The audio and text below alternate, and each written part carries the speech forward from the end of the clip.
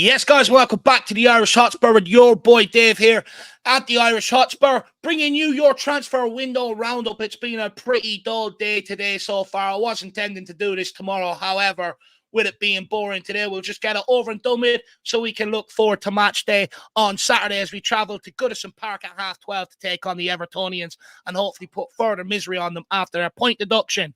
But as you can see, I am joined by two absolutely fantastic guests we have here this evening. We'll start with the obvious, no Jacko. He's got other priorities this evening, so I'm taking the ship in hosting. So if that disappoints you, I do apologise. And also, we'll start with Sim from We Are Tottenham TV. How are you keeping, sir? Pleasure to be here, Dave. Lovely having me on the channel. I'm excited for this one. Now, I've got loads of questions to do with the transfer window, and we'll see where we're at after it. And thank you very much for giving up your time, my man. I really do appreciate it. I know you're a very busy boy, and from one busy boy to another very busy boy, Johnny from Spurs Talk Show. How are you keeping, my man? I'm good, mate. I'd be a lot better, though, if the layout of this particular screen represented the Fantasy Premier League table. Because after this week's fixtures, I've taken part. I was always ahead of you, Dave, and I've taken back second spot ahead of Sim. So I think it's only reasonable that I at least sit on the top shelf. Dave, do you see our Van Dijk captain? No, I've actually tried to play it a little bit better this year. But it doesn't matter what I do; it seems to backfire on me. I've even sacrificed points to change players and everything else, and I just can't seem to get a leg up at the minute. So I'm going to have a word with yourself or Shawnee, starting into next season on giving me advice and stuff. Maybe you can be my fantasy football managers, because I definitely need them for sure. Let's welcome a few people in just quickly, and then we're going to crack on and make best use of the guys' time this evening. Big up, Ellie says, not a major statement. We still need more as we need to strengthen our squad. A clinical striker, another creative, and another solid right back. George Hill says, one thing is for sure, the old attitude of Spurs is gone. No more hanging our heads after falling behind. We keep it going. In big hands, we trust. Good evening. Good to see you, Terry. Spurs to win at Everton with Sarr back in a midfield. That includes Bentancur and Maddison. That's definitely going to be saucy. Yes, if Bentancur gets his place back, he might be benched. You never know, my man. Big up, Big Pants. Good to see you. Adrian Schrocker, great to see you. He says, Dave, mate, I'm feeling good about the window. As Werner played well. Do you know what? He actually made me eat a bit of humble pie yesterday, which I'm always very, very happy to do. Slim Boy Tubbs, the oxymoron, says, big up one and all. Come on, you Spurs. Good to see you. Gabrielle won. We naturally always want more, but respectable transfer window. Fair point. Gary Swammers says 4 hours to go. Well, look, I think the only thing at play is that Norwegian wonder kid, because Bergvall with Barcelona and Tottenham still has a decision to make. Hopefully, Adrian Kulu can get that one done. Stratter's, good to see you. I'm disappointed we haven't got one more in. Hotspur or Hosier says, big up, lads. Yesterday was the start of the title charge. Come on, you Spurs. We never stop. Kev G says, in life, you always want more. That's fair.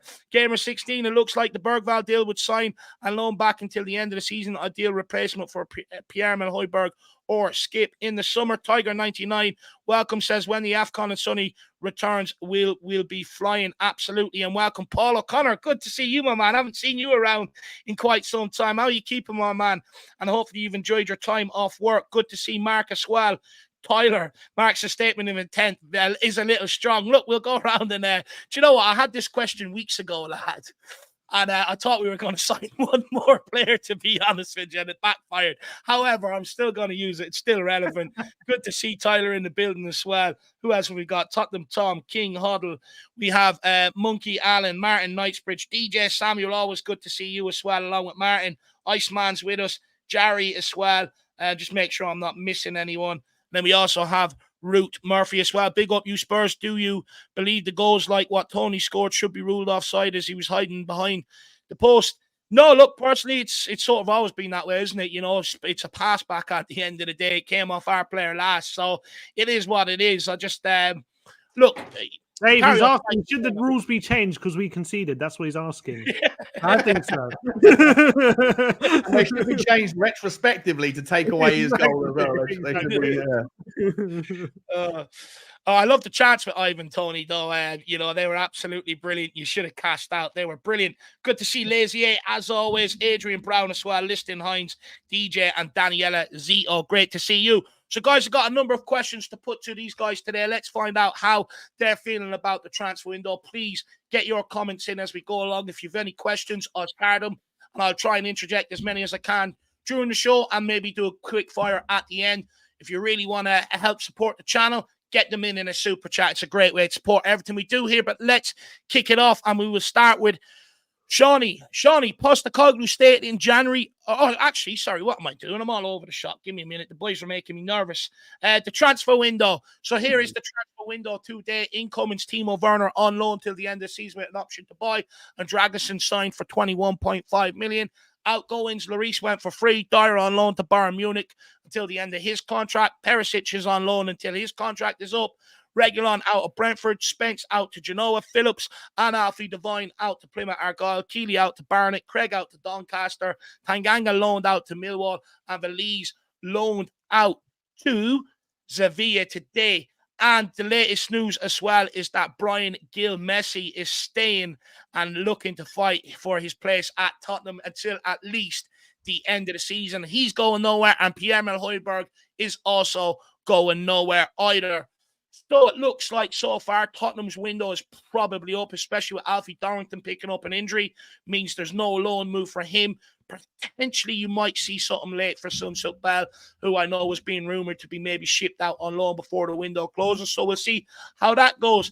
And in terms of incomings, I mean, unless there's something that any of us don't know about, it looks like nothing's going to happen there. So we'll start with you, Shawnee. Postecoglou did state during this transfer window that he feels like Spurs are in a title race. He said if Arsenal are in one, Tottenham are in one. If we win Saturday at 12:30, we go level points with Arsenal. Have we done enough this transfer window to match Postecoglou's ambitions? I think it's a difficult one to kind of break down. Like, have we done enough to go on a title charge? No. But do I think we could have done enough in reality to have gone on a title charge? Probably not. With the situation as it was, with the injuries, with the gap, you have to factor in, I think we're 8 points behind Liverpool, give or take. And so for Tottenham to have any chance of a title charge, you have to win 3 more games than whatever Liverpool do. And Liverpool, for example, just don't look like they're going to be dropping that many points going forward. And even if they were to have an absolute stinkfest and fall away, you still got to then also close the gap on Manchester City as well. So I don't think the title charge, I understand his rhetoric was more like, is it possible? Yes, therefore in a title charge kind of thing. But I don't think it was or is a reality this season. And look, you have to also bake in it's January. It's very difficult to get things done. The FFP thing, even though it presents an opportunity for Tottenham, there's a lot of sort of byproduct scenarios that play out as a consequence of, the fact that your squad size becomes a bit of a bottleneck even if you might have the intention to go and get things done in certain scenarios, you have a squad size issue as well. If you wanted to get another midfielder in, then like a Conor Gallagher, for example, to help Ange out, then in reality, are you really going to do that without moving on a Pierre-Emile Højbjerg? Pierre-Emile Højbjerg has ambitions to play for a certain caliber club, and the caliber clubs that he wants to play for either don't have the money or the need for Pierre-Emile Højbjerg. So the FFP is like a double-edged sword in as much as, yes, it offers you the opportunity to buy players from clubs that are struggling, but if that also comes with a requirement to sell, then you need to find a club who isn't struggling with FFP, who wants to buy your player specifically and not someone else's. And they will be looking at other clubs who present opportunities to get cheaper players because they're struggling with FFP. So it's, like I say, it's a kind of myriad of variables, a plethora of variables that make January very difficult anyway. For me personally, I'm happy with the window. I'm satisfied with who we got going out. I'm satisfied with the players that have gone out on loan. If they're in the process of trying to show their form and improve to come back and play, or if they're going out on loan as temporary solutions before they eventually leave. I'm happy with who we got rid of. I'm happy with who we brought in. And the last thing I'll say on the topic is, when it comes to deadline day business, I personally don't like the idea. As much as a content creator and as a Tottenham fan, it's always exciting. We always want one more. We always want some activity and some interesting top things to talk about. In reality, at this stage of the window, the only things that ever seem to crop up are opportunities that are, again, dominoes that have fallen somewhere else that present random chance solutions. And that usually means that those players are not part of a bigger picture plan. They're not on a short list. They have just the club have stumbled across an opportunity. And that often, for me, if it hasn't had the research and the investigation put into it, and there hasn't been the time to go and figure out whether it's the perfect solution, then you end up with short-term solutions which lead to long-term problems. And that's something that I don't want from Tottenham anymore. I want everyone that we bring into this club to be well thought through and to have a consensus from all the decision makers that this player is right for our system, he's right for the club, and he is going to add value. And I don't think those things necessarily always emerge on deadline day. So I'm happy with the window.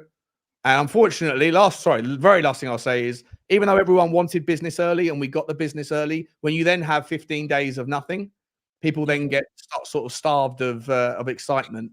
But ultimately, we did tick the boxes that Ange wanted. He wanted his defender in early, and we got him early.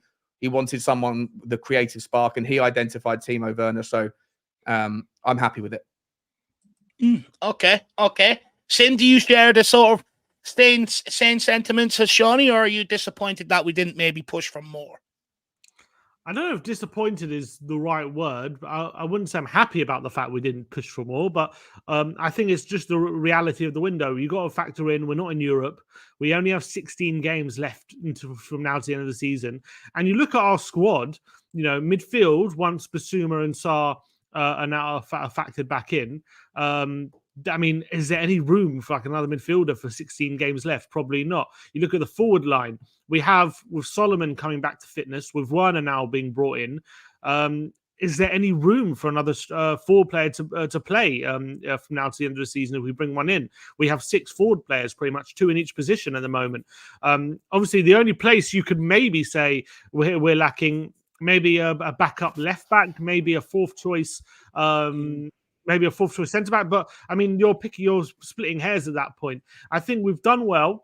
I think in terms of at the beginning of the window, the main priorities were bringing a centre back. That was number one priority. We did that. Young, up and coming 21-year-old centre back who's got high quality, high potential.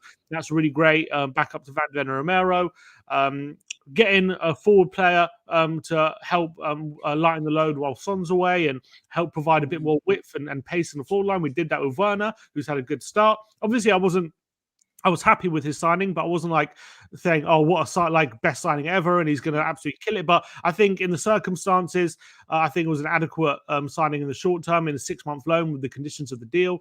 So I was never expecting anything more than that. I'm just looking at the nature of our squad. I don't really see a massive need to bring anyone in. Yes, would I love to have spent 50 million on Gallagher and then spent another 50 million on Pedro Neto and then all of a sudden, are we serious title contenders? Even if we did that, are we going to win the league? Probably not. So I think, have we got enough to maybe get us into that top 4, or even maybe a top 3 finish this season? I think we do. I think we've put ourselves in a good position. I think he's gotten a couple of really smart signings through the door.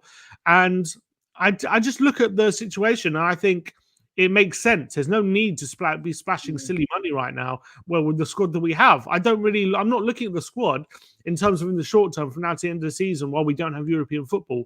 And I'm not seeing many like major gaping holes right now, to be honest. So I am pretty content. I think every team in the world, you ask any fan of any team, would you like one more? They all say yes. Of course you do. You want one. You want to improve, but I'm not looking at the team. Like I remember, like last window, windows gone by, windows have ended and there's glaring holes and we haven't addressed them, and I've been very disappointed. But I'm looking at the squad. I'm like, I'm not seeing anything that's been really not addressed. So I'm okay with it at the moment. I'm not saying it's been an unbelievable window and it's 10 out of 10, but I'm pretty content. Do you know what? I share a lot of your sort of sentiments towards the window. For me, I think it's been an okay window. Like you said, we finally addressed that centre-back issue, which I'm delighted about. We brought in a forward player, which I think was needed, whether it's of the required quality that I would have liked. He's made an impact, and so far he's starting to make me eat my words, which I don't mind doing at all. However, I would have liked us to maybe go after that forward line with a bit more quality maybe this window, because I do feel our problem is killing off teams, and I wonder will that come back to haunt us in the top 4 race or not. We'll wait and see. In terms of outgoings is where I've actually think, I've been really impressed with this window. Not only have we found solutions for players that were on loan, that weren't playing, to get them, call them back, get them put back out on loan to try and get some sort of resale value on them, like a Tanganga, for instance. The fact that we've, managed to get some of our prospects out on loan to go and play some first team football at a decent standard as well, I think is a huge plus. And the fact that we found a solution for a Lloris, a Dyer, a Perisic, some of our higher wage earners on the team, and found solutions for them to get them out. So I'm happy in how we're trying to shape the squad in general. I just fear, and I brought this up on your show, Sean, I just feared that, was this window the window that we should have used to flex our muscles? Now, of course, I get all the complexities around the January transfer window. It's hard to operate in. It's a domino effect and everything else. But when you see how dead the sort of transfer window has been this January all across Europe, I just wonder, should we have maybe gone after the European market this January with a bit more gusto, tried to flex our muscles, and then potentially use the financial fair play to our benefit come the summer to sort out a homegrown side of the squad. And the reason why I say that is I can understand why Tottenham didn't, because basically the way I see it is, right, Tottenham have money to spend in this January market. They've got more money than any other club, in the Premier League to spend. And basically by us not spending, it's sort of not allowing too many other clubs to really move in that department and strengthen their squads. And I think we are taking a gamble that the Premier League are going to clamp down on these clubs that will open up for us in the summer to be able to hopefully pick off what we want and leave them with the carcasses, which would be absolutely brilliant. But I just feel in terms of Europe, if there are players on our shortlist, the fact that there hasn't been much movement around there, we know when we go to sell players like a Højbjerg, we can't sell to Europe because they don't have the cash. Could we have gone to one of them clubs, which we've used Europe to completely rebuild this squad? Vicario, Porro, Romero, Van de Ven, Doji, Bentancur, Kulu, could we have gone after that and maybe just brought in that one more signing just to give us a bit more momentum, or, make the Spurs fans a bit more happier heading into the summer transfer window? Me personally, I probably would have liked one more to really sort of cap off the window. But guys, where are you at in terms of that? On that, David, I wanted to ask you quickly on that. What position would that be, that signing you want? Look, I think midfielders, you probably have enough with Basuma and Sarr coming back, up until the end of the season. But my problem is, and I get that we're only 6 months into Andrew's project, and it probably goes to show how far we've accelerated very, very quickly, that I'm probably being a little bit demanding here. But for me, I do see a problem, and I can't ignore it, that when we do have injuries, and it's been a problem at Tottenham for so many years, the drop-off in quality has a hit on our season and makes our seasons harder than what they need to be. You look at the points we've accumulated over the last 11 games before the Brentford game last night and the 10 games before that. There's about a 10, 12 point sort of difference there. And for me, we're going to keep carrying injuries. The football is unforgiving now. The amount of games that they're asked to play on an international level and a club level, it's just a part of the game now. You're going to have to accept it. And for me, could you have done maybe that little bit more to push for that midfielder, push for that extra attacking player? Because are we going to get this opportunity again where we're in and amongst all the big boys that are challenging for a title? I'm not quite so sure, especially in the January transfer window. I just think that there's a again, I said it in my first answer. I think there's a bottleneck. I think that if you want to make space, I think Sim alluded to the same argument, right? I think that the team is chock-a-block. Had Pierre-Emile Højbjerg wanted to go, then maybe we could have found room for an upgraded midfielder and level up in that regard. Without Pierre-Emile Højbjerg having a desire to play for a Fulham in the summer or a Lyon in January, he wants to go and play for one of the top teams in Europe. And unfortunately, the top teams in Europe generally haven't got the money or are not interested in him. But there's three things that make a transfer happen, right? 1 and 2 are an agreeable decision between the two clubs. But the third is the player wants to go. And if the player doesn't want to go, then you can't do anything about it. And he doesn't want to leave. I think you're going to struggle to find any, there wasn't even a sniff of noise about Ollie Skip. And so consequently, I don't know what you do. And I think Sim's got a point. You can't really bring in a 7th midfielder when you've only got 1 game a week to play this particular year, this particular season. And with the forward line, it's kind of arguably the same thing. You know, you've got Brian Hill didn't want to go on deadline day. Right? Brennan Johnson's just arrived. Obviously, Manor Solomon's been injured.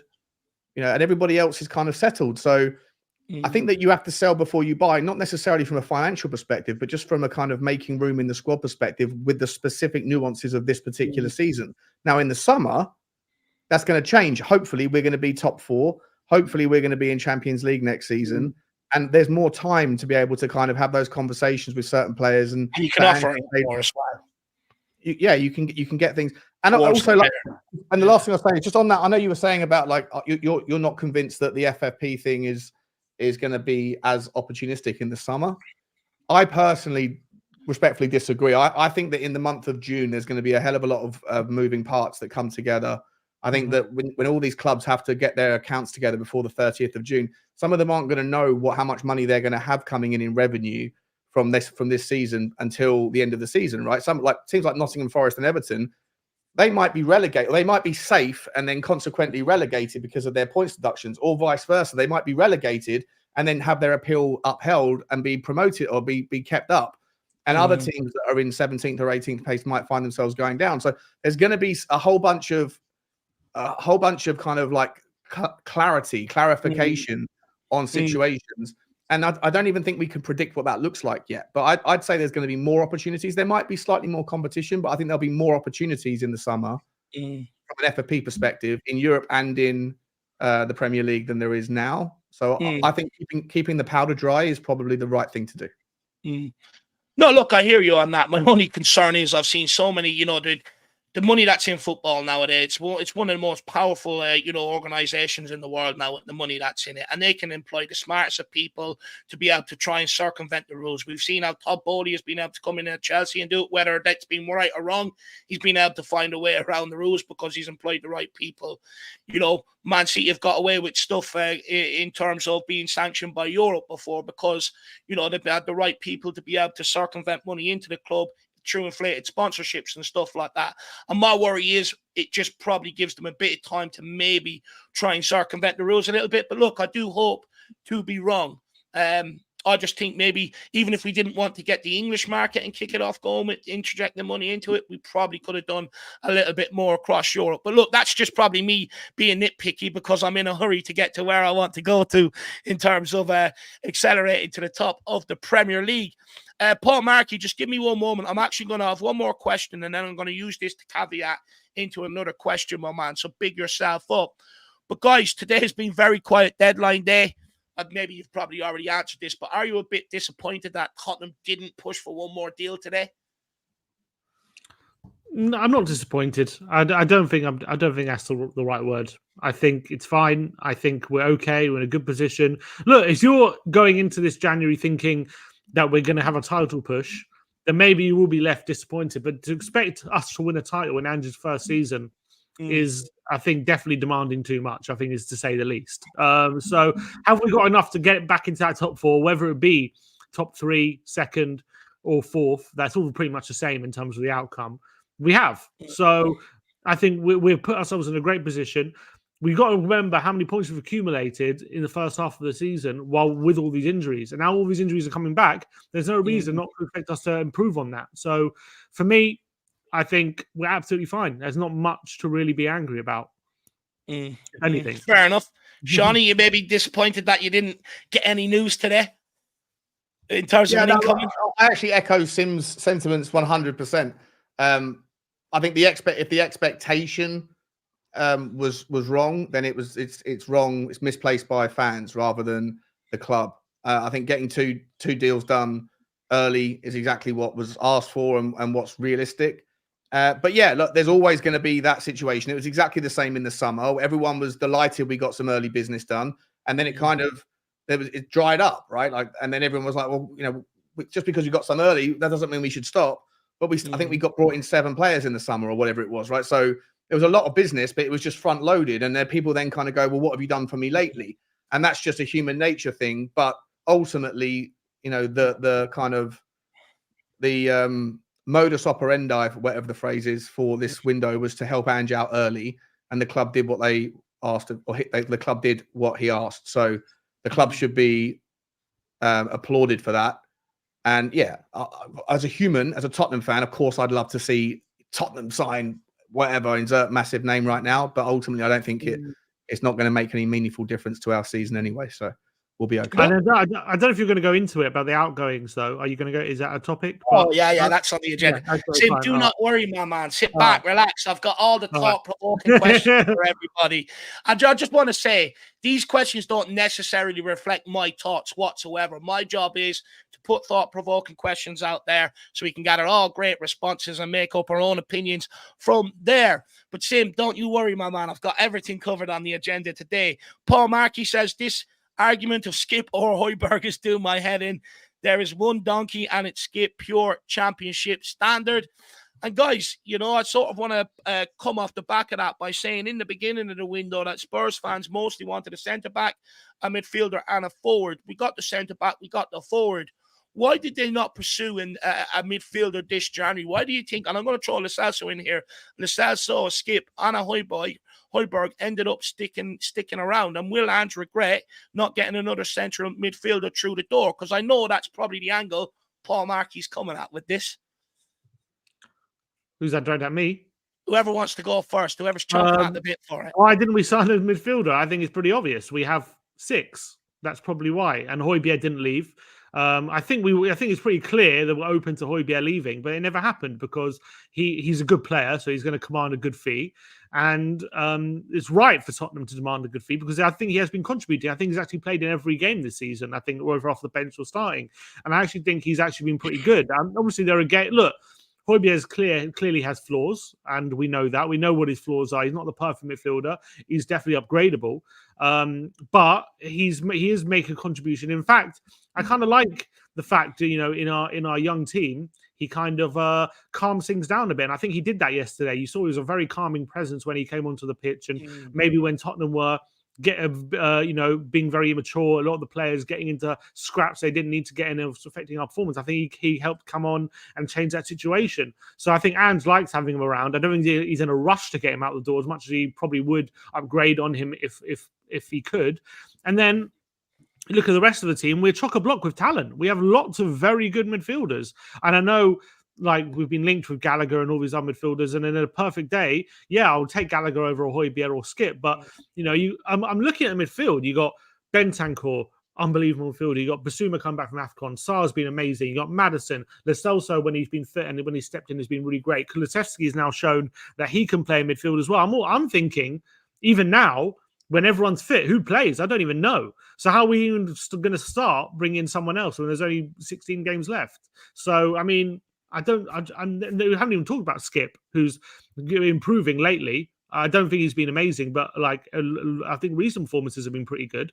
So I just don't see the clamour to bring a midfielder, to be honest.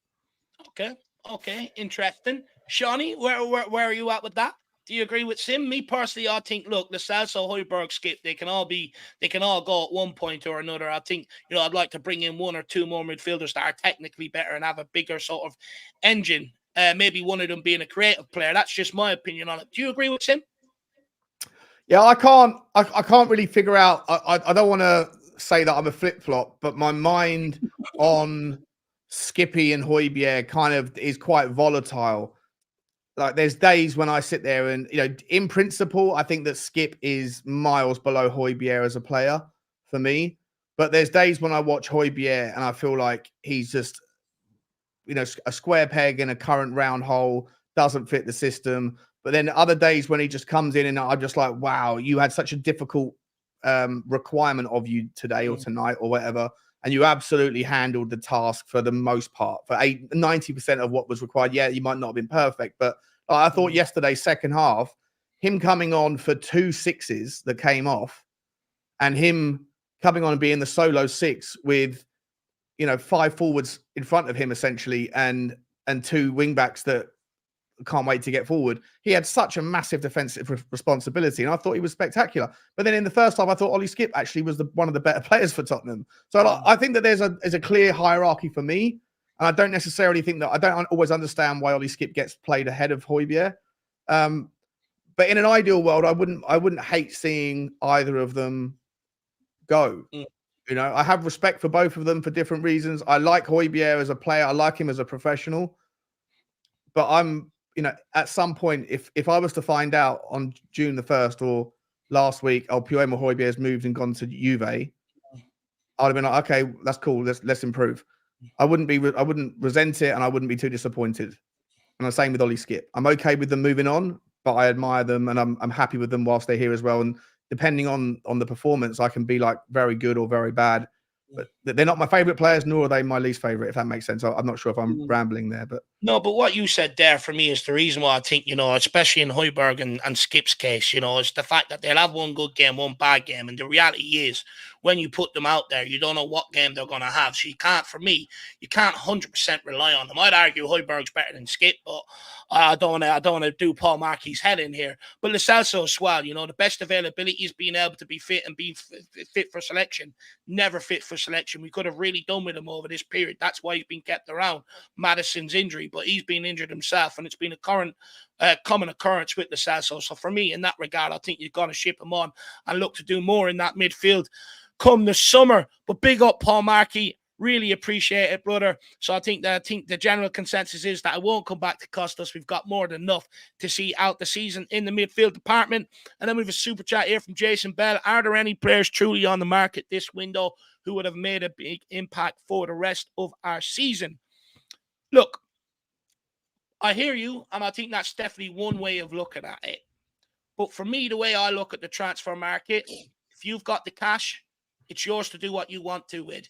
You know, if you go and flex your muscles, you'll be able to go and get whoever you more or less want to be able to go and get, in my personal opinion. That's how I view the transfer market. It's up to you to go and make that splash in the impact in the market, not sort of wait around to see what others are doing. But look, I do understand that January market is very hard to operate in. I do understand that. But for me, I just think, you know, if you've got the money, you can go and buy what you want, you know. And at this moment in time where clubs are cash strapped, they will listen to offers. That's where I'm at with it. Personally, we'll go to you on this one first, Shawnee. Yeah, I mean, look, I don't think. So I heard when it comes to Timo Werner, right? People that didn't like Timo Werner, the idea of the transfer. I heard a lot of people kind of saying, because there was, I suggested there was like a rationale, like, you know what, I think he's a perfect fit, according to Ange, he's a perfect fit for the system. And to Jason's point, I was saying, I don't, you know, if not him, then who else? Who do you think is realistically available, you know, right now that it's difficult climate? And people were saying, well, if he's such a perfect fit and if there's no one else, then why wasn't everybody talking about him before he signed?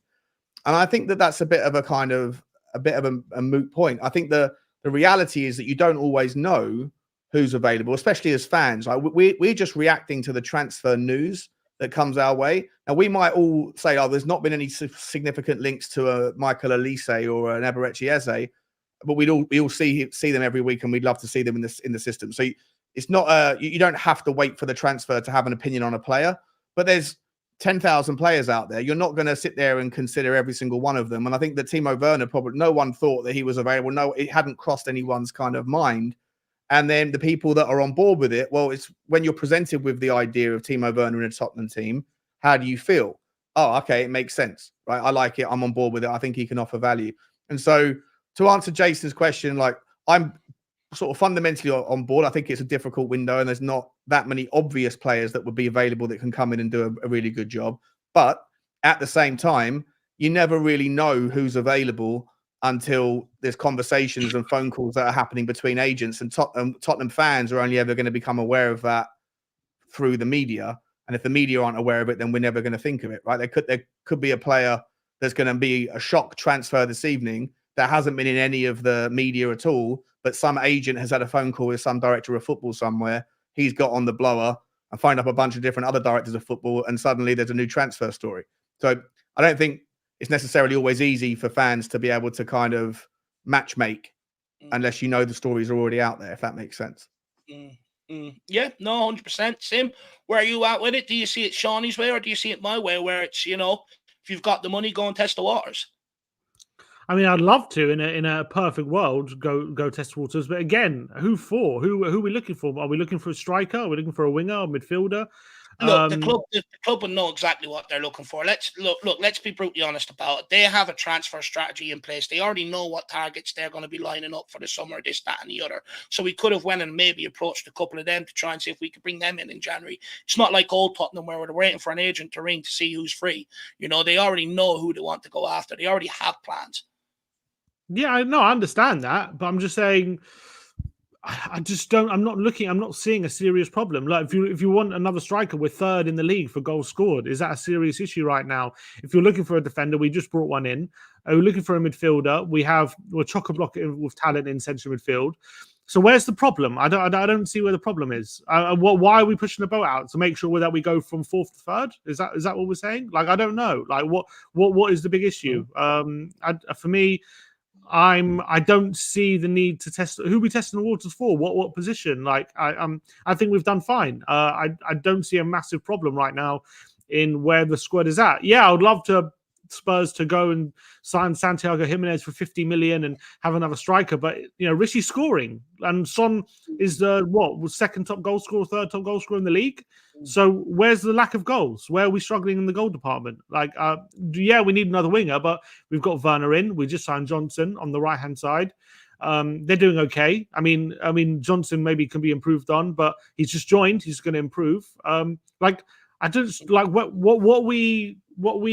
who do we need to push the boat out for? Like, what am I seeing where we're struggling? I think it's more just to do we're leaking too many goals. If we're saying we're leaking too many goals, that's fine. But we've got individually, we got some of the best defenders right now in the league. I don't think anyone will change some of our defenders for even defenders for teams above us. So I just don't see who we're pushing the boat out for. I think the general argument is to just keep improving the squad, you know, to accelerate ourselves into a position to be able to sort of challenge for trophies, you know, excel it as quick as we can. I think that's what the general sort of argument out there would be. No, I understand that, but in the middle of the season, you're always going to have to pay higher prices. That's the reality. Teams don't want to lose their players in January. They got things they're battling for. They've got things they want to achieve during the season, so they're always going to hike their price. Essentially, if you want to sign someone in January, you have to sign someone who's basically not playing. Otherwise, you have to then maybe you can get a good deal. Who's not playing that we want? And if you want, that would be people's frustrations, though. You know, at some point, we're targeting players that are already playing. If you were starting this season right now, right? If it was August the 5th and it was this squad going in, and we had the rest of the next 6 months and the summer of more of the team's experience with Ange Ball, is this particular squad good enough to win, to go on a title run? Is the gap between us and the top, is it inexperience of the system, or is it lack of quality? Look, I think, you know, when we rely on some individuals to come in, like proven over the last period where we did suffer injuries and some of our better players are out, we take a hit on it. And ultimately, come the end of the season, it takes a hit on where we where we finish, you know. And I think people are sort of at the point where they're fed up with that and they want to see Tottenham maybe show a little bit more ambition to push the boat out so that if we do carry injuries, which we're going to carry more, that you have a player that can step in, that can help accelerate you to keep putting points on the board rather than lose some games, win some games like we've been seeing and like we see every season when we end up, you know, when our best individuals end up getting injured. You look at other clubs, the clubs that we're trying to challenge. Okay, if some of their better players are out injured, they might feel an impact in terms of how tight games are, but they usually have enough to get over the line. And I think that's where probably the argument would probably come from. So who are the players then that if the squad doesn't have enough depth, who are the players that you're suggesting need to be replaced or improved upon right now? If this if the start of the season was tomorrow, are you happy with Brennan Johnson? Are you happy with Timo Werner? Look, Timo Werner, I'm going to give him a bit of time. I'm going to get off his case. He's assisting so far. But Richarlison's going through a hot streak right now. You look at the sort of league table. He scored against all the teams that are sort of lower down the table, but hasn't really done it in any of the big games. We've got a lot of big games coming up towards the end of the season, but we've got a favourable run of fixtures now. If we put points on the board, we could end up being in and around the title talk come when we've got the likes of Arsenal, Man City, Liverpool, and all back to back. And they're the games where you will feel the hit. They're the games where you needed that bit of extra quality. You even look at the majority of the bench this season. It's when we've had to make substitutions, we've weakened the team. Brentford was one of the only games this season where we've made substitutions and we've sort of strengthened the team. It's the only time. So our bench has been a huge problem, right? That's because of but you're going to get injuries. Like this is what we have to accept. We had injuries last year on the Conte. It happens every season. We can't keep making that's what I mean. But even if you were to improve even if you were to improve the squad, if you were to have the amount of injuries that we had, like you still can only have 2 players for every position, right? So it doesn't matter whichever two players you pick. Ultimately, if you have as many injuries as we had at the same time, then you're going to struggle to fill the bench, and a lot of the bench is going to be filled with kids because you're not going to have enough. Like we had 12, 13 injuries at the same time. Right, so, but when they come back, the players that are stepping in are the ones that are filling the bench, and when you rely on them to come in and change a game or that, we can't do it because they're not good enough. But they were good enough at the beginning of the season when they were coming on and filling in. Actually, those first 10 games when we had a fully fit squad, we were, the starting 11 was doing great, and then we could actually bring like Lo Celso and Højbjerg and all these players on, and they was having a really positive effect, and they are good enough. And I think if you're asking how Pierre-Emile Højbjerg as a backup player.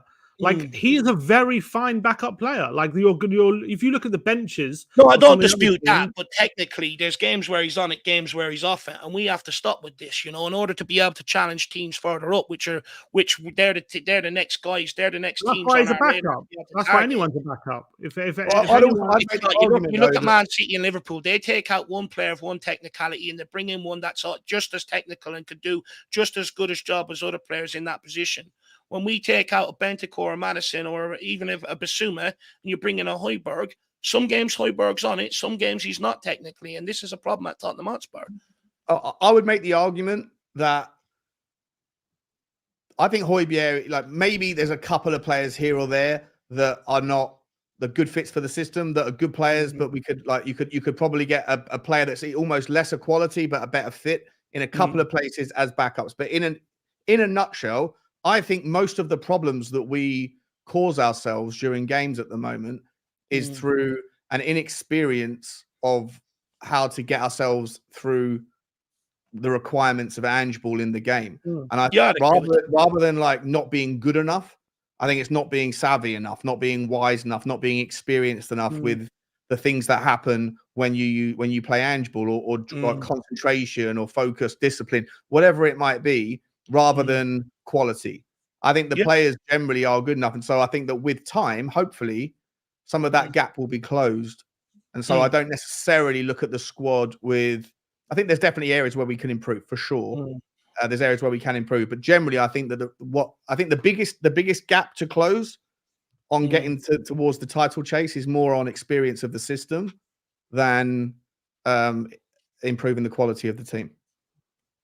Fair enough. I'm going to completely disagree on that report. I do think we need to improve certain areas of the team. But look, fascinating debate, guys. Really enjoyed that. And Jason Bell, thank you very much for kicking it off, along with Paul Markey, my man. Big yourselves up. But look, let's keep it moving. I love the way you finish it. I completely disagree. That guy's an idiot, but moving on. Do you know what it is? Just quickly, right? Because I do have other questions. I know Sim's desperate to talk about outgoings, and that's next on the agenda. Just quickly, though. And maybe where I do disagree a little. I agree with you in terms of that we don't help ourselves in terms of the system. We had a good discussion on yours earlier on, and if people didn't, get over there and check it out. Great discussion on, how we need to be better within our own game, within the system and game management and stuff like that. But I do think going forward, we do have to get better sort of squad players. We need a better backup for a Doji than a Session, or if you're pushing Ben Davies out there, then him. You know, I think, you know, you probably do need another one or two midfielders that are just technically reliable, you know, week in, week out, and have a good engine. And I would like more improvement. I think the forward areas is where we probably really need to do a lot of our work in the summer. Get that completely right, because that's what will, you know, carry you to a title. I think we've already got the goalkeeper, the defence, and I think we've got half of our midfield, the foundations of the midfield in place. But I just think from there up, we could do with a little bit more strength in depth. You look at Liverpool when they went, they lost the Champions League final to Real Madrid. They highlighted one or two areas. Alisson, Van Dijk, go and get yourselves over the line. Went on to win absolutely everything. And I do think we're probably approaching that point come the summer. Let's see if we do that. So that's where I disagree. But look, let's move on. Let's keep it going, guys. Great discussion. I'm really enjoying this. And if you are too, make sure you smash that like button. Don't be tight like it has been on deadline day today. But Sim, we'll start with you on this because I know you're dying for it. In recent seasons, the players Spurs loaned out were mostly deadwood instead of future first-team players. Do you think we've done a better job at getting rid of, future first-team players? Do you think we've done a better job in getting rid of the deadwood than we have maybe in previous seasons? Yeah, definitely. Obviously, Dyer has gone out, which gone out on loan as well. We're not like desperate for to get a fee for him. Perisic, we've allowed to go out on loan. Reguilon, we've got rid of. I mean, they are loans. I mean, I know Dyer's not coming back and Perisic isn't coming back. Reguilon probably is coming back, so it's hard to say like we've done that before and we haven't been able to get rid of him. But I'm definitely more interested in the loan deals that we've done for our future stars. Veliz going on loan to Sevilla today. That's a really exciting move. Phillips, Devine getting championship loan deals as well. That will really, really aid their development, getting regular minutes in championship football, which is not an easy league at all.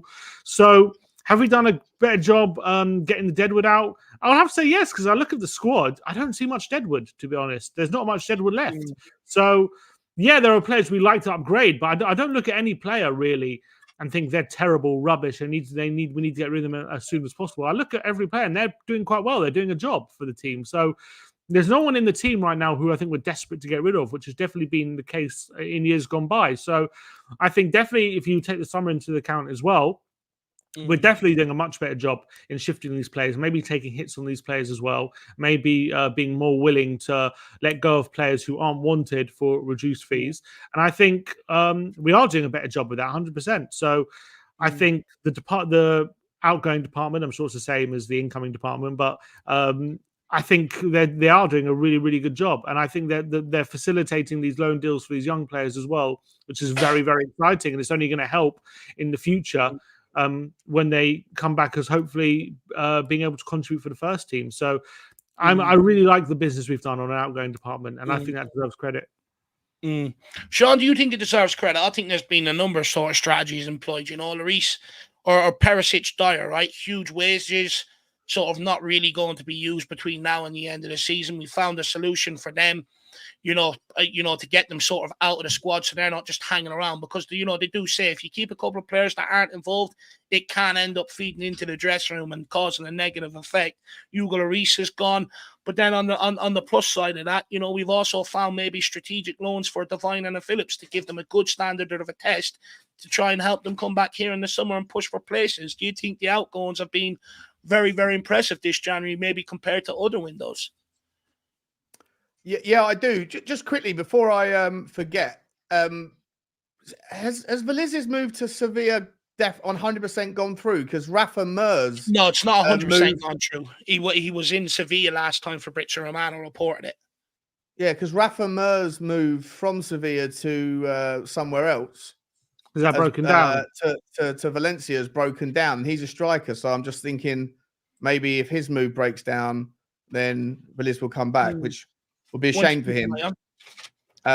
But yeah, generally to answer your question, mate, I think it's been very impressive. Dyer gone, Perisic gone. Obviously, there's been, we kind of knew, or there was intimations around Perisic moving to Hajduk Split back when we signed Boskovic, right? So, and nice that Perisic also decided to kind of wipe off his money so that both teams could get what they wanted, free up the space in the squad.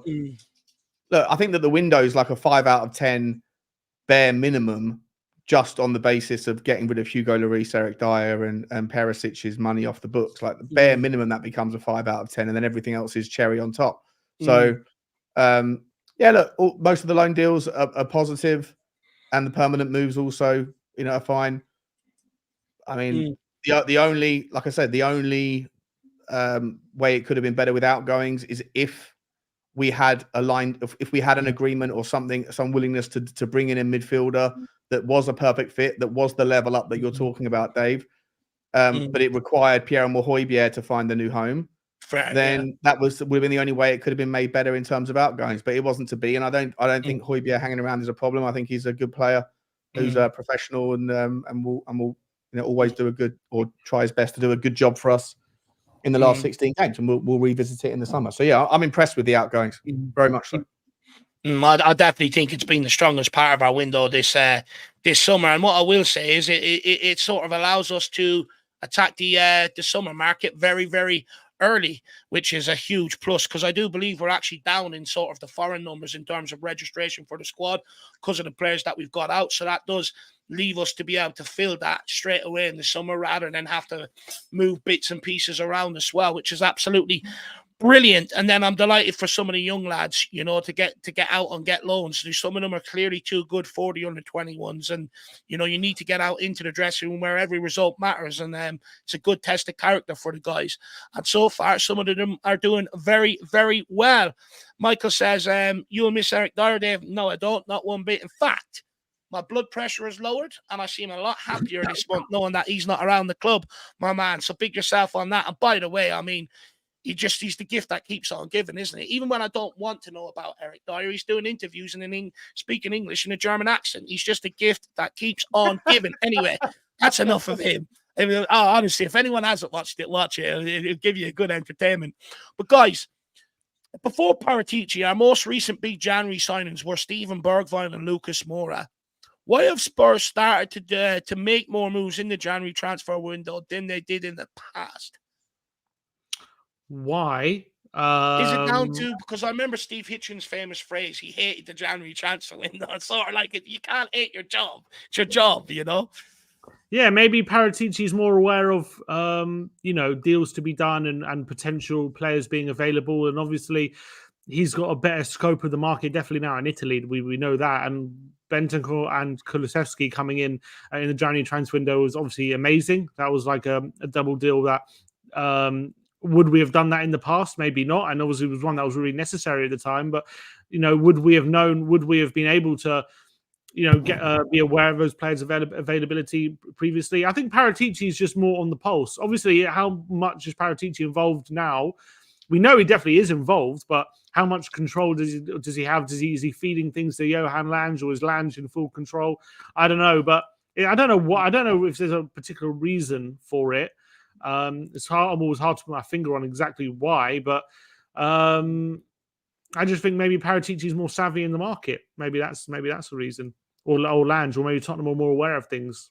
I don't know. Do you know what? I think it comes down to a lot to Paratici. I think he's probably been able to show Daniel Levy probably the benefits of acting a bit more in the January transfer window. I can understand from Daniel Levy's point of view. It's not like he hasn't done January signings before. He has, but from a financial point of view, it's very easy to get burnt in January sort of transfer market. Whereas I think Paratici has probably come in and been able to show him the benefits, but also I think they're a lot more sort of ready to back what Paratici puts on the plate, because he's got a lot more successes than a lot more misses, whereas Steve Hitchen had dud after dud after dud. And it's like we always went into every January transfer window with so many positions to sort of fill, whereas I think now we go into January transfer windows with bits and pieces to do, so it makes our work easier. Would you agree with that, Sean?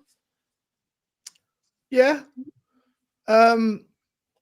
Well, the original question was why are we doing more in January? You said about Steve Hitchens. Was that the question? We seem to be doing more in January transfer windows under Paratici than what we have done maybe in years gone by. Why do you think that is? Yeah. No, I think we're going through a transition right at the moment as well. We're going over the last couple of years. Like Paratici's come in and has basically probed audited, if you like, the entire footballing side of the business.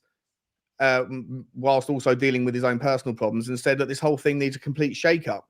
with dealing, like Steve Hitchin may have not only disliked during the January window, but he also signed and committed to long-term contracts to a load of absolute dross. There's some of the players of which are still hanging around, and so when you've only got 2 windows, but you're trying to transition and turn over basically the entire squad over the last 3 years since Paratici's been here, plus also at the same time trying to bring in the very best young talent because. That's the best way for you for Tottenham to figure out the final piece of the revenue jigsaw, which is to make some money from player trading. And in order to do that, you go and buy the best young players and loan them out, do whatever you've got to do, but then eventually sell some of the one that don't make the grade. If you're going to do all that, then obviously it requires a lot of turnover of staff, and you've only got 2 windows and you can't do everything, and there's opportunities there. So I think Daniel Levy has sort of fallen in love with Paratici. He's even... he's even kind of like tolerated all of the kind of noise in the background and said, all right, look, you're too good to let go of, even though you're a crook. So we'll put you on gardening leave or whatever and still have you doing your project. And we're going to bring in these people to help you out. Now let's keep them all busy. You go and do the young stuff. You go and do the videos. You go and do the Scandinavian. You go and do the Italian market, whatever it is we're doing. But I just think that the answer generally is that we're going through a massive turnover. A rebuild of the entire squad, finally, right? Poch asked for it 6 years ago, 5 years ago, whenever it was. And we've been going through it for the last 2 years. And I expect more of the same for the next, 24 months at least before we get to where we need to be. Hopefully we'll be there beforehand. But in terms of young players, I think that will continue for a long time. Do you know what? I hope it does. That's something that all clubs are doing now, even the big clubs. I don't get this argument. Why we waste the money on young players and stuff. Man City do it, Real Madrid do it, Liverpool do it. Tottenham should not be too good to do that. But long live the Paratici. And of course, the worst kept secret in football, thanks to Ange Postecoglou, completely blew it up, that Paratici is acting as an advisor for the football club. I believe that was in the embargoed section of the press conference there the other day. So I'm glad that someone's come out and said it, because I think when I've been saying it, people think I've been deluded, but obviously not. But guys, I do have 2 more questions for the guys. Then I have a couple of questions started that we're going to do quick fire on. These questions won't take long at all. If you have enjoyed the show, please smash the like button. Please show your support. You can do that through a number of ways. Grab yourself a membership. If you're kind, share some out to others. Or if there's any questions that you want asked to the panel, send it in via Super Chat. But most importantly, get over and show Shawnee at Spurs Talk Show a lot of love and smash that subscribe button. Also, Sim from We Are Tottenham TV, and I will be putting their links in. But guys, one of the last 2 questions I have for you, I don't know which one to go with first. I'll probably go with this one first. I'm going to start with you on this one, Sim. Sim, who deserves credit? No, wait, where is it? Sorry. Does Daniel Levy and the Spurs board leave this January window with more or less pressure and attention than it did when it began? Definitely less, I would say, because we have got 2 players through the door. We have addressed, they weren't just players that were unnecessary like we've done before, like when we got Bergwijn, like it was just a completely unnecessary deal, like we didn't want him. Well, like we got Dan Juma as well, like we got one, but who wanted him? Do we need him? Those kind of things. Those are kind of unnecessary deals. But when I look at these deals, these are areas of the squad we definitely needed, so definitely targeted. We got them early, so which Andrew's calling for. And as well, the fact that everyone else around Europe is struggling, to make deals and struggling with FFP issues, that definitely paints Levy in a much better light than maybe it did at the start of the window as well. And the fact that we're in a good position. So I think he has to come in for credit, 100%, for where the club is at, the position we are financially, the deals that we have got through, the deals we got out as well. I don't see why he wouldn't come out with more credit than he's lost during this window, for me anyway. So, look, we've all had our issues with Levy in the past. We've all criticised him when he's not done things right and all that kind of stuff, or perceived to be right. But I'm looking at how we're acting at the moment, and I think he does deserve credit for a lot of those things. If we're going to criticise him for every deal, we have to praise him as well for how we handle ourselves. And I think the main thing is the position we do find ourselves in the financial marketplace compared to a lot of our rivals. Look at Newcastle, look at Villa, teams struggling to get deals because they're worried about FFP, yet we don't have those worries. And those things have to be taken into account. So for me, he does come in for credit. maybe you could argue, well, it's though he was doing those things before, like in terms of FFP and financial proof, or whatever the word is, like being financially secure. So why does he deserve credit for that now and not before? But I just think you look at the position we're in, and we are in a very strong position. So, and we did get deals through. So I think he does have to get some credit. Obviously, we know instead of getting Werner, could we have spent 50 million and got Neto, and would we be in a better position? Maybe, but it's very hard to get those deals done in January, and to get any sort of forward player of quality in deserves credit. So yeah, I think he does deserve credit. People out there in the chat, let us know, do you think the board and Daniel Levy come out of this window with less maybe pressure than what they did entering the window? Shawnee, where do you stand on it? Because I know they've been ribbing you in the We Are Tottenham TV chat the last few days, popping in a video and stuff like that. But where do you stand on it in general, Shawnee? I mean, do you think they do come out of this window with probably a little bit less pressure on them than before? Yeah, 100%. Look, since I've been in the community, so 2 years basically now, I've been someone who's been probably one of the most vocal defenders of Daniel Levy throughout the period. That doesn't mean that I defend everything. I think he's got a lot wrong and a lot right over the period of time, to the point where there was such a mess last year when Conte left and Paratici was, found guilty, and everything just looked, we were playing terrible football, and it was peak. It was really, really terrible, right? To the point where, I'd had a few beers, went on to Sim's show and said the immortal words that everyone wanted me to say for 18 months or whatever. And I said it, and then I felt so dirty afterwards. The next day I had to wake up and wind it back on a video. I didn't mean it. I don't mean it. But I understand more than ever why people feel that way. But I'm not part of that movement. And yeah, Ben and Sim and everyone, a lot of people just send me a screenshot of that thing every now and again just to wind me up. But, yeah, in reality, I think that they've turned. I think he has finally listened. I think him and the owners. I think Joe Lewis's distractions have been a really good thing for Tottenham, for what it's worth. I think that he stepped back, and I think that him and Daniel Levy probably are not working. Not that he was ever really or hands on, but I think that he had a lot of probably like negative impact in the decisions if they were even from afar. So him being kind of cut to one side, and Daniel Levy realizing the error of his ways, also his plan seeming coming together. So everything seems to be a bit of a perfect storm for Tottenham. And there's another, so you've got the FFP thing that's coming together. He whether by luck or by chance or by design, he stumbled across Ange Postecoglou, who's giving fans like me what I demand as the most important thing, which is great football. Then you've got, a relatively quick trajectory. We're getting through the transition of the squad. And then you have other things coming on, like maybe one of our biggest competition in Manchester City, God willing, will face the consequences of their actions, and they'll be out of the way.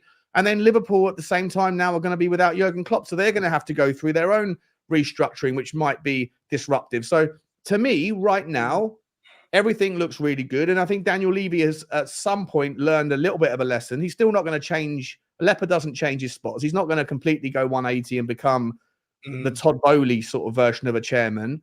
But I think that he's got us into a good position. Again, so a lot of it's by luck, and some of it might be by design. But in any event, he definitely comes out of this window with more credit than criticism. And I think that if he gets the next summer correct, then Tottenham can really be in a good position to take advantage of whatever happens with Liverpool, whatever happens with City, and try and go on and do what everyone wants, which is success at the football club. So long-winded way of saying, like, most people won't do it, but I'm going to give him a pat on the back and say credit where it's due. He's done well. Sim gave him one as well. So yeah, I did it. He did. But do you know what? Look, I think Steve D makes a good point here. If Levy has stepped back from transfers, of course he deserves credit. Show he's prepared to accept a better way. Look, for me, I think the fact that he stuck by Paratici and didn't knee-jerk when everybody wanted the club to sort of get rid of him because of the bad press it was bringing on Tottenham. I was one of the only ones that sat there and said, hang on here a minute. He's done brilliant for Tottenham. Let's try and keep him in some sort of role he can. Daniel Levy, he done that, and I think he deserves credit because Paratici is the key to this. He built the scouting department. He's the one that's built, the pathway for the youngsters into the first team. He's the one that brought some exciting players in that regard to this club. It's his talent ID that we've worked off to be able to improve the fortunes of this club. I think he deserves a hell of a lot of credit for sticking by Paratici and sort of finding a way to keep him in that advisor role, that's so that we can still operate off it. And look, we'll wait and see what happens this summer. For me, I think where we're at, I would like 1 or 2 statement signings of genuine quality to come in here this summer and really push us on. And I think if he shows that ambition, I think a lot of people will probably get off his back. So let's wait and see what he does. When Paratici's ban up, Dave? That I'm not quite sure. I'm gonna have a phone call with him around 9-10 o'clock just to make. But was it 2 months? Was it 2 years or 30 months or something? 2.5. There was an appeal, wasn't there? There was an appeal, and then I think it got cut. I can't remember.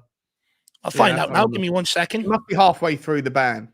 Because I think it was like a 4-year ban, and then it got cut to 18 months, maybe. I can't remember. 30 months. 30 months. 30 months. So 2.5 years, and it happened around January of last year, didn't it? So by about the end of next season, he'll be. Do you think he'll come back in and become an official employee again? Yeah, 100%. Look, I personally think director of football he's going to walk back into that. Johan Lang is not director of football. The position they put him in is the position he was in under what's that Sevilla guy that walked into Villa? Is it Monchi? Monchi. He's basically going to be in the exact same position that he was under Monchi. And I think what's going to happen there is, Paratici will sort of do a lot of the overseeing, the people where he needs to speak to and stuff like that. But I think Johan Lang will take a lot of the day-to-day stuff, and sort of stuff that Paratici doesn't really need to be dealing with, have on his plate where he can focus on some other things. I think that's probably what's going to happen there. Personally, could be wrong, but go and type it in on Google. Daniel Levy was a big fan of Paratici before he arrived at this football club, and he really respects him. There's multiple articles out there that you can read that'll tell you that for sure. I mean, Sim, that's just my version. Some people would say it's biased because I am the Don preacher. Where do you stand on it? What, does Paratici come back? Does he come back after his ban? Yeah, I think so. I think there's a very good chance he does because he's still working for us now. So unless that relationship ends where he stops advising us and we decide to move on for some reason, I don't. If he's at the moment his ban ends, if he's still advising us, I don't see a reason why he wouldn't officially come back to us. So yeah, I think for sure. I hope he does. I think he's been absolutely brilliant for this club, especially in the way that I think Daniel Levy had one way of looking at it. I think Paratici has been able to come in and maybe get him to look at the financials a little bit differently, especially in terms of investing more into the youth academy, paying them what they're worth so that you keep them, you progress them, and it saves you transfer fees in the future. Stuff like that. I think he's been able to change Daniel Levy's outlook, which I think is very, very important to this football club. Not on everything, but I do think when it comes to the footballing side of things, he has changed that outlook for sure. And look, there's a lot of questions around where the club is going. Scott Munn, I remember having discussions with you about it, Shawnee. Is he being brought in here to eventually bring a multi-club ownership around and stuff like that? So it's interesting to see where this football club goes from here going into next season, because we are on the verge of really going into a sort of superpower in world football. So it'll be interesting to see how we take that next step. And then the last question I have for the guys before we throw 2 or 3 quick fire questions at them. How do you feel? How do you see this transfer window that we've had impacting the rest of the season? Positively, negatively? How do you see it impacting the rest of the season? We'll start with you on this one, Shawnee. Yeah, positively. I mean, I don't think there's no one that we've loaned out or sold that we're going to miss. And look, I think the only potential negative is if Dragusin gets a little bit ruffled because he's not getting minutes or anything. But I don't think that will necessarily be a problem. I do think that Angie's going to have to at some point give him a game or two to see how he settles in. But I think Timo Werner's going to be. He's already hit the ground. He has hit the ground running. Like even in the Man City game, he made brilliant runs and just wasn't found. I'm sure that when they watched the tape back, Ange said, "What are you doing here? You. Why didn't you play him in?" And he was the main outlet against Brentford going forward. So, yeah, it's all positive, all positive. And it'll be interesting to see whether we get injuries, right? Like, I think what's going to determine the rest of this season is is injuries. If we lose Sonny, if we lose Sarr, if we lose, hopefully Van der Ven or Romero or Vicario, none of those things will happen. But hopefully, we can just keep a full strength squad and then use the additional value that we've got now and rotate and give the options off the bench, and it will all be fine. I think that fourth. I think the realistic aim for me now is third. Like, I want to chase down Arsenal. I'd love, for me, that would be such. I don't think we're going to catch Liverpool. I said this at the top of the show. I think that you say that, Sean, but Arsenal are playing Liverpool this weekend. If that ends in a draw and we win, we close that gap. Yeah, I know. Yeah, if that happens, we'd be 1 point behind Arsenal, and I think still 6 points or 7 points or whatever it is behind Liverpool. Right? It's still a giant gap. Knowing that we've still got to play all those teams, we've got to play Liverpool at Anfield. I personally don't. I think the league sort of challenge, I'll always be up for it. I'd rather Liverpool and Arsenal draw than Liverpool win and Arsenal lose. So that tells you I'm still hoping for the best. But in reality, for me, I think if we can overcome Arsenal, it would be a brilliant season, a brilliant way for Ange to kind of embed himself in and give us a fantastic launch pad into next season that's realistic. I think Arsenal are absolutely catchable. Liverpool and City, I'm not sure. Over 16 games, but Arsenal 100%, and I think that the Werners and the Dragosins are going to help in that, and I don't think any of the players we've lost are going to be missed. So, yeah, good window. Good analysis, my man. Great analysis. Enjoyed that. Sim, a lot to live up to. How do you feel the window's going to impact the rest of the season? Yeah, I think Sean's absolutely spot on. To be honest, I think Werner coming in, to play on the wing and maybe even up front for some games. He gives us that versatility and those options in the forward line. So I definitely think that's a positive addition. I think as well, the fact that Dragoson's here means that there's less pressure on Romero and Van der Ven to stay fit, and there's less anxiety, I would say, amongst the fan base about them getting injured as well. So he'll definitely be a positive. Also, potentially, maybe we can move to a back three in some games as well due to that signing. So maybe gives us a bit more tactical flexibility if need be. So I think it's very positive. I think the loan moves are going to really be positive for us in the future in terms of players developing, young players being ready for us in the future to help out in the first team. So that played event, people like Ashley Phillips, is he going to come back into next season and be able to contribute? Maybe even Alfie Devine as well. Maybe Valise, if that deal goes through. So that's really positive for the long term. But in the short term, I think we covered some holes with the signings that we did sign. We've got players coming back from injury as well. So I don't see any reason why it should be negative in any way, to be honest, of these signings in the window we've had. So I definitely think it's going to have a positive influence. Look, I think it will. I think it will as well. Look, I'd already argue, if we signed better than Werner, we might not have got knocked out of the FA Cup. That's probably being nitpicky, though. But look, going forward, we've got a good run of games, favourable run of games. I think we'll probably pick up the points we need to. And then I think it's in our own hands then when we've got the likes of Liverpool, Arsenal, City and that back-to-back. Do I think we'll overcome that and be able to come out champions? Probably don't have enough this season. But I do think we have enough to be able to at least chase down third spot, like the boys have probably sort of predicting here and there. I'd absolutely love to finish above Arsenal. Absolutely sicken them. They were laughing at us all last season, coming into this season. Imagine the shock with all the money they've spent in the summer and we finish ahead of them. That'd be absolutely unbelievable going forward. But I also think this transfer window will definitely have a sort of impact going into the summer transfer window in terms of that we can operate without having to sell. How many years gone by have we been told we have to sell before we can buy, which becomes draining. We don't have them excuses anymore. We're sort of setting ourselves up for the summer transfer window. And my hope is that we match it with a nice big window, a couple of marquee signings here and there, and we'll be absolutely laughing. But guys, I've got two sort of start questions for you, just quick fire. We'll throw them each at you. I sort of know Sean's view on this, so I'll go to you on this one, Sim. Lucky escape with the Noosa deal? Probably. I mean, obviously, I'm sure Spurs would have done their own medical and probably would have picked up on the issues that Brentford did pick up on. So I don't think it's a case of that we would have gone ahead with it and not spotted it, and we would have it would have been a disaster kind of thing, and we would have had this player with big injury problems. So. But the fact that it has shown up, and the fact that we didn't end up agreeing a deal, and then it's happened that Brentford did agree a deal, and they're the ones, obviously, he failed the medical. That definitely looks a bit better on us. And obviously, Nusa, in terms of the profile, was someone I really wanted and someone who I think really fits what Ange wants to do. And it's gutting for him that he does seem to have these injury issues that hopefully don't plague him for the rest of his career.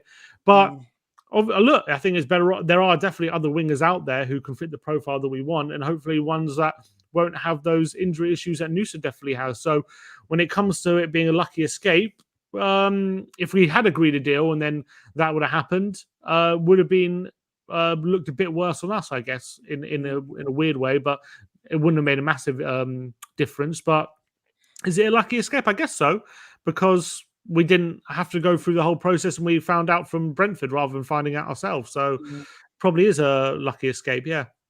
Well, there you are, Adrian, my man. Hopefully you enjoyed that. Sean, if we do get Bergvall and obviously we've brought Dragusin in, is it an indicator that Tottenham are challenging big clubs for Rising Stars? No, we're massive. We are massive. If we can snatch Bergvall from Barcelona and drag us in from Bayern Munich, all it takes is a phone call.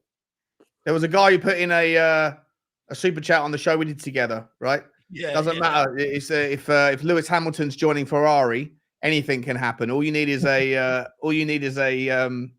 cheeky phone call with Big Ange, and there'd be peace in the Middle East.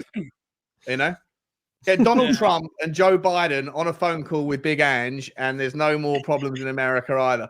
Like this guy can solve world hunger with a phone call. This is how compelling his story is and his sales pitch. So for me, yeah, look, if we get Bergvall through the door and we snatch them from Barcelona, listen, I'll be serious for a second. Under what pretenses? Because the narrative that was out on Twitter last night, not from Romano but from others, was that we've done it. We're promising first team football, and that worries me a little bit. You know, like I don't think that would have happened, but if it did happen, you can't really promise a 17-year-old first team football. And some people are justifying their like legitimizing that narrative because he's played for Sweden's first team at 17. But I was talking about this. There's a few people in my comment section that were Swedish, and they were saying, mate, in Sweden, there's a midwinter break because of the weather. And in that period, like there's 2 or 3 Swedish games every year, but they are just for the kind of local Swedish players that play in the Swedish league that are having a breather. So it's absolutely no, like the fact that he's got a first team appearance for Swedish team at 17, like that doesn't mean anything. Like it's essentially like there's no Kulusevski wasn't playing in those games. It's not Sweden's first team. It's like the B and C team players that are still playing the Swedish league on a breather. Well, how many 17-year-olds were playing?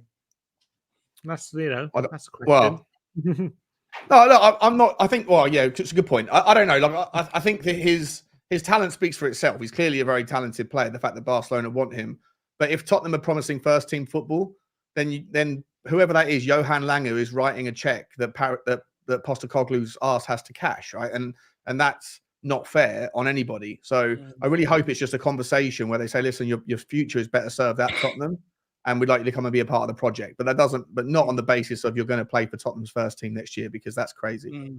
I agree. Very well broken down there. Big up Stevie D as well. Liston Hines says, can the Bergvall deal be made after the window for some reason? I don't really know the rules with 17-year-olds, but he turns 18. I've heard this being banded around. Sim, were we having a quick discussion about I've read of a few journalist reports saying this deal doesn't have to be done inside the window because it's only going to happen in the summer anyway. So you can kind of make a pre-agreement for the summer. So it doesn't have to be done before the deadline. So I don't think there's a major rush, especially given his age. So I don't think it has to be done today to be finalized. I don't think. That's what I've read anyway. Fair enough.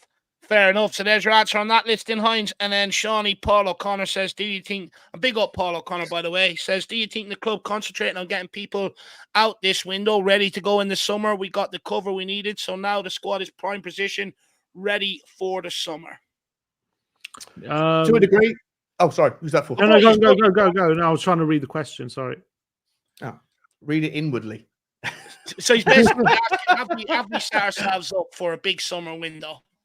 I still think there's still cans we've kicked down the road, though, isn't there? We've still got Tanguy Ndombele. We've still got Sergio Reguilon. We've still got Joe Rodon. We've still got, a few of these players that are probably not necessarily part of our plans that are still going to come back and be little niggling thorns in the rose bush. But we are we're getting ourselves there. We are getting towards the position where it's the final few pieces of the jigsaw puzzle that need to come in, and the final few pieces of, you know, whatever that need to have their kind of their future sorted out. But I think there's always going to be an element of that. I think even if you look at like the Manchester Cities or whatever, there's always going to be some members of the squad that need new homes, that are going to be hanging around thinking about themselves first, which is fine, by the way. Totally understand. Like I don't have any resentment towards Højbjerg thinking about his career first, and if he thinks he's good enough for top tier football, then go and find a club that's willing to, you know, to do that. But yeah, there's always going to be a little bit of like, you know, there's still problems here, there's still creases that need to be ironed out, but we're getting there, Paul. We are getting there. I think we're 80% of the way through the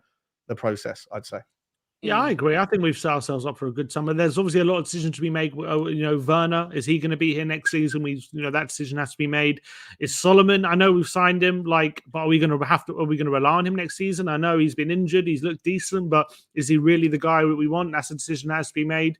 Do we need to buy a striker? Is Richarlison and Son good enough to be relying on next season up front, even though they're scoring goals at the moment? If they continue to do it from now to the end of the season, is there a need to sign a striker?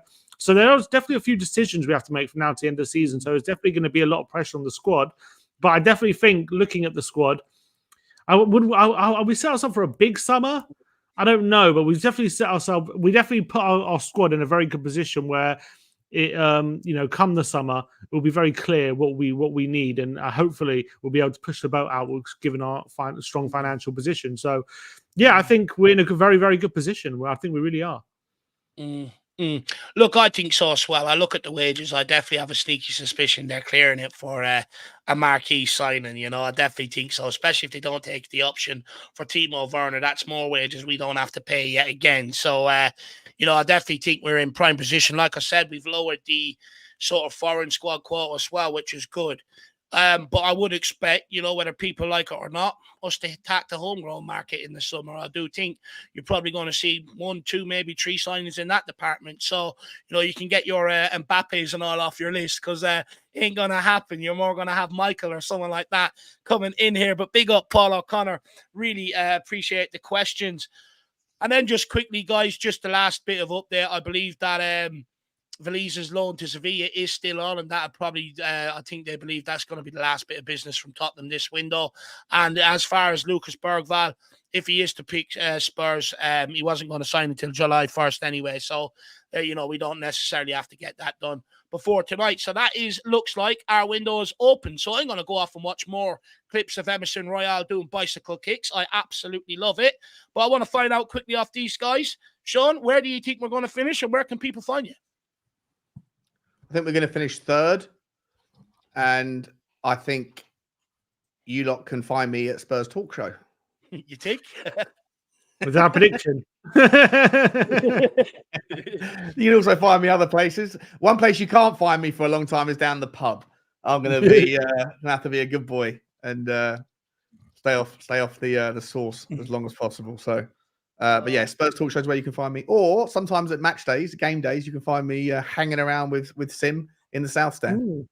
What pub are we're not going to find you at? What local pub are we not going to find you at? You know what? There's a pub. My local pub around the corner here is called the White Hart. The White Hart. Yeah, nice. Yeah, and it's on a lane, but it's not called White Hart Lane. But yeah, it makes me petition to get that changed. And the landlord is a Tottenham fan. So.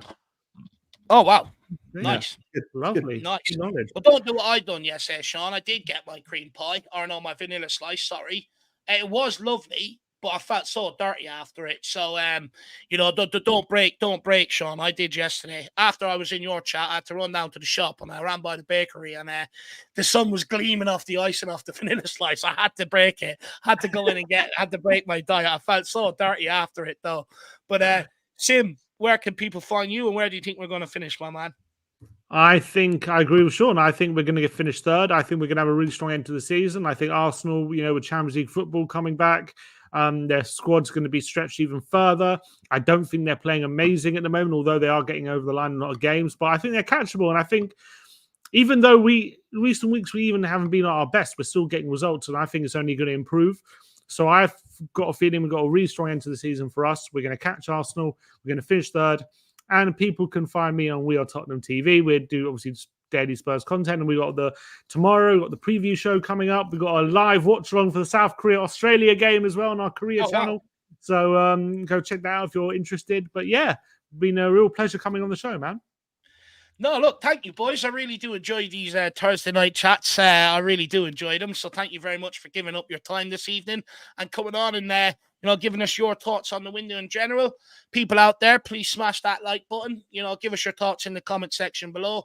Make sure you get over, most importantly, and show these guys love. They've told you what's coming up, so make sure you go and hit that notification bell on their channel. Speaking of that, I'm getting comments off people lately saying YouTube aren't alerting them of what's going on here at the Irish Hotspur. So please make sure you all check that notification bell and have it tapped so that it does alert you. Or if not, I'll have to get onto YouTube and tell them that they're failing me. But tap it and make sure that you are being alerted to it. But guys, that's it for me. I'll see you back here tomorrow. All the usual match day content, channel predictions, predicted lineup, all that jazzy stuff. And then we go again Saturday. As always, come on, you Spurs. Come on, you Spurs. Trust we never stop. Arsenal, we're coming.